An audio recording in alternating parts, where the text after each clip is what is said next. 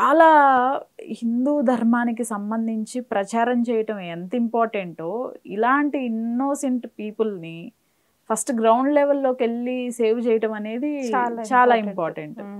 ఈ రెండు కూడా ట్రై చేస్తున్నారు. ఇంకా హ్యాపీయెస్ట్ థింగ్ ఏంటంటే చాలా మందిని వెళ్ళిన వాళ్ళని కూడా వెనక్కి తీసుకొచ్చామని చెప్పేసి చెప్తున్నారు. అట్లీస్ట్ మీలాంటి వాళ్ళు ఇంకా ఎవరైనా సరే ముందుకొచ్చి ఇట్లాంటివి మీరు నమ్మరు. నాకు కూడా అంటే మా కమ్యూనిటీ సైడే నాకు కూడా వార్నింగ్స్ వచ్చాయి. నువ్వు చిన్నపిల్లవి, నీకు అవసరం లేదు ఇవన్నీ. అంటే లైక్ నేనున్న సరౌండింగ్, నేనున్న ఏరియా, ఇప్పుడు మేము ఎక్కడైతే స్టే చేస్తున్నామో సో అక్కడ మాకు కూడా వార్నింగ్స్ వచ్చాయి. సో నాకు like I'm 24 now. So 24 years అవసరమా నీకు చిన్నపిల్లవి అని అంటే, చిన్నపిల్లనైనా నేను చిన్న ఏజ్ లో రియలైజ్ అయ్యాను, మీరు అవ్వలేదు. సో మీరు రియలైజ్ అయినప్పుడు మీకు కూడా తెలిసి వస్తుంది అనేసి. సెక్యులర్స్ ఉంటారు కదా, సెక్యులర్స్ ఎవరైతే ఉంటారో వాళ్ళు హిందువులే కదా, హిందువులే ఉంటారు. మన హిందూసే అండి. ఇప్పుడు నేను ఇంకొక ఎగ్జాంపుల్ చెప్తాను మీకు. మనకి రీసెంట్ గా తెలుసు ముత్యాలమ్మ టెంపుల్ మీద దాడి జరిగింది. అప్పుడు మీడియా ఛానల్స్ అన్ని ఏం చేసాయి, ముత్యాలమ్మ టెంపుల్ మీద ఉంది. తర్వాత ఆ అఘోరి అని ఎవరో వచ్చారు, పాపం తన మీద టార్గెట్ చేసి అక్కడ ముత్యాలమ్మ టెంపుల్ ఇష్యూయే మర్చిపోయారు. అంటే ఇక్కడ ఏమైతుందంటే, ఒక ఇష్యూ వస్తుందంటే ఇష్యూ మీద నిలబడే వాళ్ళు చాలా తక్కువ. కొన్ని రోజులే, ఇప్పుడు ఒక రేప్ కేసు అవుతుందన్న దాన్ని పట్టుకొని క్యాండిల్స్ పట్టుకొని తిరుగుతున్నారు. ఒక 10 to 15 days మాక్సిమం మనం చూసినాం, కానీ జస్టిస్ వచ్చే వరకు ఎవరు పోరాడట్లేదు. సో ఇదే మన దగ్గర జరిగే మిస్టేక్. అదే ఒక దగ్గర ప్రాబ్లం ఉంది, నువ్వు స్టాండ్ తీసుకుంటున్నావు అంటే ఖచ్చితంగా ప్రాపర్ స్టాండ్ తీసుకో. వాట్ ఎవర్ ఇట్ ఈస్, నువ్వు ముందడుగు చేసినోడు మళ్ళీ వెనకడుగు చేస్తే ఇంకా దాని జస్టిస్ ఎక్కడ వస్తుంది? రాదు, ఖచ్చితంగా రాదు. ఇప్పుడు ముత్యాలమ్మ టెంపుల్ విషయంలో జరిగింది కూడా అదే. ఇప్పుడు తల్లి కడుపులో కొట్టినట్టే కదండి అది. అసలు ఆ ఇష్యూ చూస్తేనే చాలా కోపం వచ్చింది. అట్లాంటిది మర్చిపోయారు. ఇప్పుడు ఎవరు ఛానల్స్ వాళ్ళు ప్రమోట్ చేసుకోవడంలో బిజీ ఉన్నారు తప్ప, ఒక ఇష్యూ వస్తుందంటే ఎవరు నిలబడడానికి అయితే ముందుకు రావట్లేదు. నిలబడడానికి ముందుకు వచ్చిన వాళ్ళకి ఏదో ఒకటి, ఇప్పుడు చెప్తున్నా కదా, వాళ్ళకి ఏదో ఒకటి, ఎందుకు చేస్తున్నావు, నీకెందుకు, ఫస్ట్ రివర్స్ అవుతున్నారు. ఇప్పుడు నాకు కూడా మా దాంట్లో చాలా మంది చర్చ్కి వెళ్ళు, కొంచెము పీస్ఫుల్గా ఫీల్ అవుతావు, ఎందుకంత స్ట్రెస్ అయిపోయింది. నా స్ట్రెస్కి నేను గుడికి వెళ్ళొచ్చు, నేను చర్చ్కి వెళ్ళాలని ఏం లేదు కదా. సరే నేను చర్చ్కి వస్తాను, మీరు నాతో పాటు గుడికి రండి అంటే వాళ్ళు సపోర్ట్ చేయరు. ఇలా చాలా మంది ఉన్నారు. ఎందుకంటే నేను ఇవన్నీ చూస్తున్నాను, అంటే నేను ఇన్డెప్త్గా నేను చూసినా కాబట్టే ముందడుగేసి ప్రవీణ్ గారితో పాటు నేను కూడా ఛానల్లో వెళ్తున్నాను. మెయిన్గా ఇప్పుడు శివాలి గారు ఈ వర్క్ పైనే కంటిన్యూ అవుతారా? ఎన్ని ఛాలెంజెస్ ఫేస్ చేసినా సరే ఖచ్చితంగా మన ధర్మంకి సంబంధించిన ఏ ప్రాబ్లం ఉన్నా డెఫినెట్గా నేను ఇన్వాల్వ్ అవుతాను, ఖచ్చితంగా అవుతాను, అదైతే డౌట్ లేదు.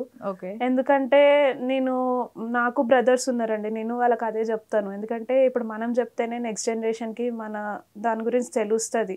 లేదు అంటే ఈజీగా కన్వర్ట్ అవుతూ పోతుంటారు. అండ్ మనం సిటీలో పెరుగుతున్నాం కాబట్టి మనకి అంతగా పట్టించుకోము. మనం మెయిన్ ఎవరైనా వచ్చి చెప్పినా మనము తిరిగి లాగిపెట్టి ఒకటి కొడతాము. బట్ విలేజెస్లో అట్లా కాదు కదా, నిజంగా చాలా అమాయకంగా ఉన్నారు జనాలు. పాపం నాకే అనిపించింది ఎంత ఎలా నమ్మిపిచ్చేస్తున్నారు వీళ్ళని అనేసి. ఎందుకంటే నేను నార్మల్గా నాకు ఎంత పెద్ద ప్రాబ్లం ఉన్నా I try to solve it, అంటే పీస్ఫుల్గా సాల్వ్ చేయడానికి ట్రై చేస్తాను. బట్ ముస్లైనా ఎప్పుడైతే వచ్చి మేడం ఇది అని పాపం ఆయన వణుక్కుంటూ చెప్తున్నాను, నాకు అసలు తట్టుకోలేకపోయాను. నేను ఒకేసారి బర్స్ట్ అవుట్ అయిపోయాను. ఎందుకంటే ఇప్పుడు మనకి మోసం చేసేవాడి కంటే మోసపోయేది మనం కాబట్టి మనదే తప్పు ఉంటుంది ఎప్పుడైనా. అది ఇప్పుడు నేను వెళ్ళి ఒకటి చెప్తాను, సో ఇంకొకరు వచ్చి ఇంకొకటి చెప్తారు. సో ఏది రైట్ అనేది మోటివ్ ఏంటంటారు? అంటే ఎవరైతే మత మార్పులు జరుగుతున్నాయో ఇన్నోసెంట్ పీపుల్ వాటిని అడ్డుకుంటున్నాము. యాక్చువల్గా ఏంటంటే ప్రాబ్లమ్ ఇక్కడ ఆల్రెడీ కన్వర్ట్ అయిన వాళ్ళు, బయటకు వచ్చిన వాళ్ళు ఉన్నారు. మేము వెళ్ళిన దాంట్లో బయటకు వచ్చిన వాళ్ళు చాలా మంది ఉన్నారు. సో అది కాకుండా ఇప్పుడు ఎవరైతే, ఇప్పుడు నేను చెప్పాను కదా, విలేజెస్ కి వీళ్ళు సండే వెళ్ళి ఇట్లా చర్చ్ కోసం అడగడం, లేదా పిల్లల దగ్గరికి వెళ్ళి బిస్కెట్లు ఇచ్చి భోజనాలకు పిలవడము. ఆ టైంలో ఇప్పుడు ఏమైతుందంటే మీటింగ్స్ పెట్టడం వల్ల వాళ్ళకు ఒక అవేర్నెస్ వస్తుంది. ఓకే, వీళ్ళు చేసే మత మార్పిడిలో మనము అసలు వెళ్ళొద్దు, అట్లాంటి వాటికి మనం ఎంకరేజ్ చేయొద్దు, మన పిల్లలకి కూడా పంపించొద్దు. ఇప్పుడు ప్రవీణ్ గారు ఏం చేస్తున్నారు, జై శ్రీరామ్ జెండాలు తీసుకొస్తున్నారు. శ్రీరాముడు అంటే ప్రతి ఇంట్లో కూడా మనందరికి ఇష్టమైన దేవుడు. అండ్ ఏం చేసినంటే శ్రీరాముడు ర్యాలీ కూడా చేశారు. సో శ్రీరాముడి జెండా పెట్టుకొని ఇన్ కేస్ వాడు పాస్టర్ ఇంటి దగ్గరికి వచ్చినా కూడా మేము రాముడు భక్తులము, మేము మత మార్పిడికి మేము సపోర్ట్ చెయ్యము అని డైరెక్ట్ ముఖం మీద చెప్తే వాడు మళ్ళీ రాడు కదా. అండ్ ఇంకొకటి ఏంటంటే ఊర్లలో కూడా నేను జనాలకు అదే చెప్పా, ఇప్పుడు ఇంతమంది ఉన్నారు, వాడు ఒక్కడు అంతే కదా, వాడు ఒక్కడు తలుచుకుంటే మీరు అందరు కలిసి వాడిని తరిమి కొట్టలేరా? డెఫినెట్గా వాడు చేసేది తప్పు అనిపిస్తే ఊరందరూ ఒకటి కండి, యూనిటీ అయితేనే కదా అట్లాంటి వాళ్ళు ఊరి దగ్గర రావాలన్నా భయపడతారు.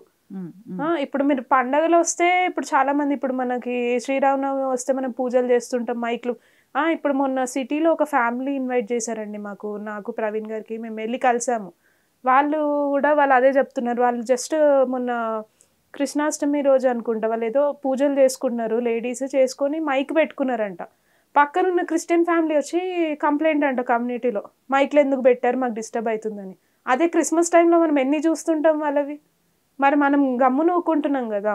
అంటే వీళ్ళకి ఏంటంటే ఒక క్లారిటీ ఉంది, అంటే మనం ఎన్ని చేసినా వీళ్ళు మనకి సపోర్ట్ చేస్తారు తప్ప వీళ్ళు ఎక్కడ కూడా తగ్గరు అన్న థాట్ వాళ్ళకు ఉంది.